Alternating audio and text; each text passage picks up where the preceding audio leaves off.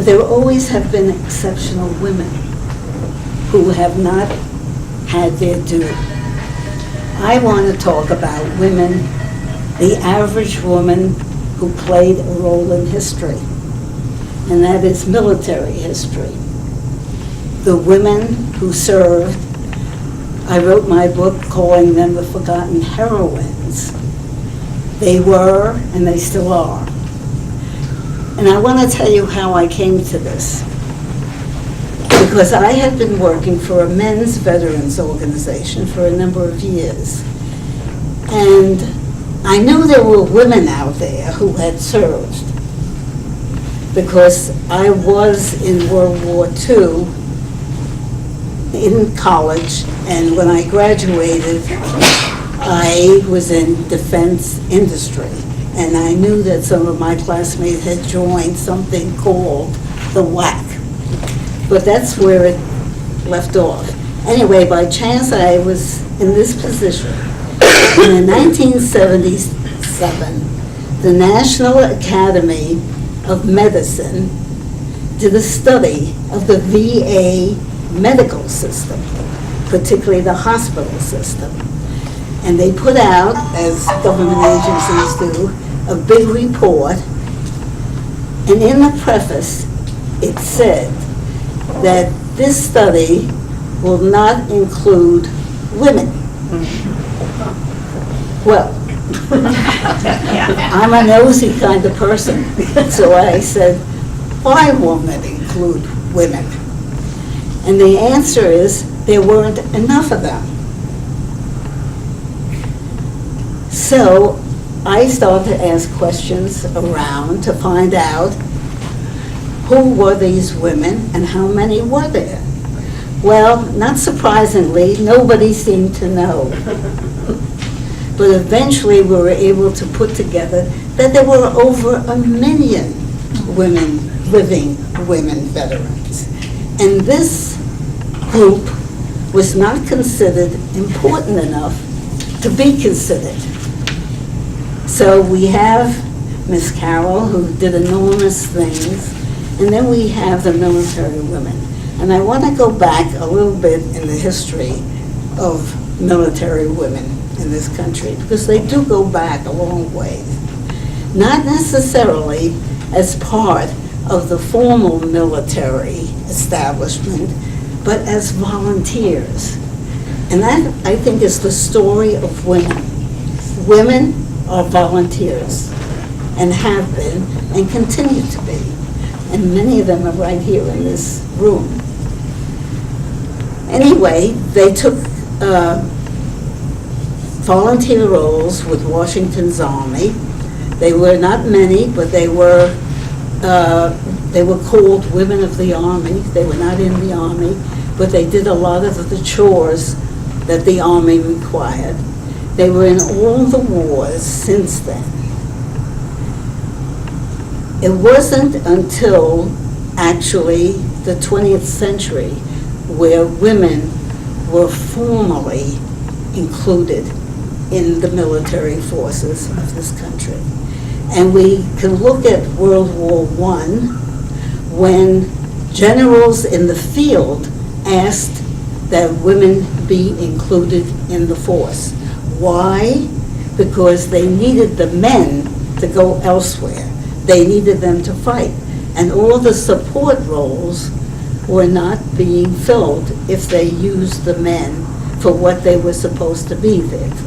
And there was a draft, and these were not volunteers. So the word was put out, and there were women who came and were inducted. They were called the Yeomanettes of World War I. And there were less than 20,000, but they were in uniform, but they were not actually a formal part of the military. They were in the Marines. There was a much smaller group. There were less than 1,000. They were called Marinettes. And these women were not just nurses, but they did telephone operating, filing, all kinds of office work. And when the war was over, and the men were released. There had been a draft. The women left until the beginnings of World War II. And that's how I really became interested in why these women volunteered when the word was out that the military was recruiting women into the forces. And as I said, it was not just nurses, although they always were an important part of the military force, but they were women who came voluntarily. And I had the good fortune of being able to interview a number of these women. And that's where I really learned about what women do and how they are not given credit for what they do. So I asked, these were older women. I did the research in the late 70s and the early 80s. And these were the women, I would say, who helped pave the way for the women's movement of the 60s. I asked, why did you join? And I got some very interesting answers. One of them said, I can recall this, she said, well, my brother was called up, of course there was a draft, my brother was called up, he had red blood, and so did I. And I didn't see any reason why I should not go. That was one answer. And then there was another answer that was given to me saying, I am not going to be hollowed by the fire while my brothers and my friends are fighting a war. So what you had then, and by the way, there was a very divided opinion in the War Department, in the Congress, and probably in the general population about whether women should be included in this war effort. Despite that, the women who joined the military, and they were the WACs, and then there was the Marines, and the first units were not formally military. They were auxiliaries, so they never became veterans. They had no benefits and they had no protections. They didn't have any protections whatsoever. And one of the most famous of them, of which there have been several films, were the WASPs. They were the women Air Force pilots who ferried planes from here to England. That was the time of the Battle of Britain, and those planes were urgently needed. They ferried them. They flew the planes with targets so that Air Force pilots could practice on them. And they were about 1,000, there were only about a little over 1,000 of these women. They had to be pilots before they were taken into this a very elite outfit that was at Avenger Field in Texas. And each one of their stories was remarkable. I had the good fortune to go to one of their reunions in the early 80s. And there weren't 1,000 left. There were only maybe about 700 left. But they were as feisty and as interesting and as curious as you can imagine. It was an experience just to be around them. But these were the women that helped the Battle of Britain, because if we had not been able to get the planes over, they could not have been able to protect the homeland. Anyway, this is just a taste of what I got, because I found that wherever I went, I came across these women. And some of them stayed on after the war was over. And by the way, there have been statements made that without the women backing up the men, that the war might have taken a different turn. That, of course, is conjecture, but that has been said. And by the way, I must mention the women at the home front, because there was I was in college at that time, and there was all of a sudden, there was an enormous evacuation.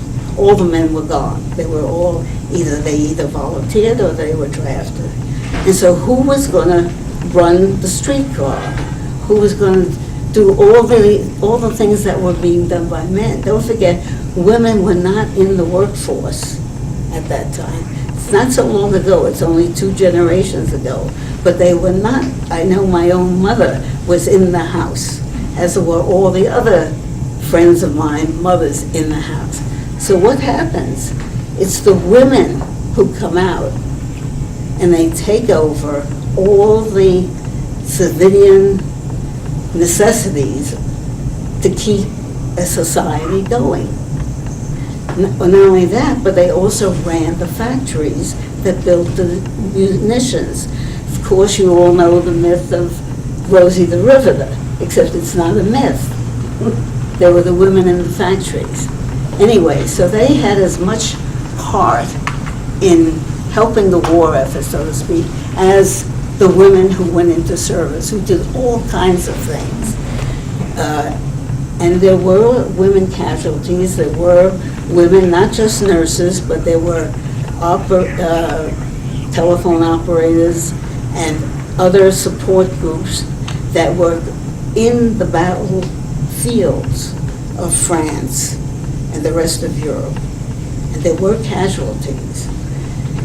But the interesting thing is that the women never thought of themselves, one, as heroines. They never thought of themselves as playing a major role, really, in the history of the country. And I think that still continues to this day. But to continue, after World War II, the auxiliaries were disbanded, as were the troops demobilized. And what happened? The women had taken men's jobs during the war. The men were demobilized. What did they do? They came back and wanted their jobs back. Now, the GI Bill of Rights was conceived partially to greet that conundrum. This huge flux of over 2 million men coming back home, the survivors, and the women sent back into the kitchen, so to speak. And it's interesting because some of the women wanted to stay on.